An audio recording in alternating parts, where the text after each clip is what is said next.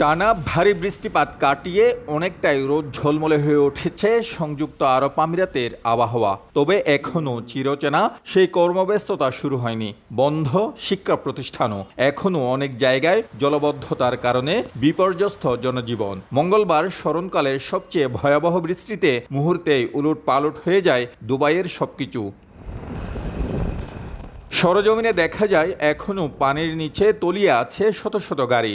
ঘরবাড়ি পরিষ্কার করে আবারও বসবাসযোগ্য করার চেষ্টা করছেন অনেকে। ব্যবসায়ীরাও ভেজা পণ্য বিক্রি করছেন নামমাত্র দামে।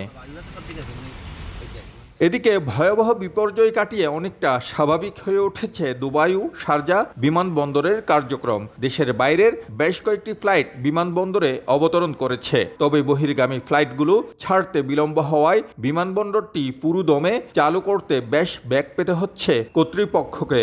বিকাশে কম খরচে ক্যাশ আউটের লিমিট বেড়ে 50,000, প্রিয় এজেন্টও 2টা।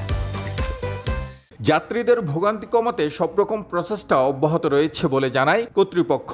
বৈরী আবহাওয়ায় সেখানে আটকে পড়া 150 বাংলাদেশি এয়ার আরাবিয়ার দুটি ফ্লাইটে দেশে ফিরতে সক্ষম হয়েছেন বলে জানা গেছে। শিবলি আল সাদিক, সময় সংবাদ, সংযুক্ত আরব আমিরাত।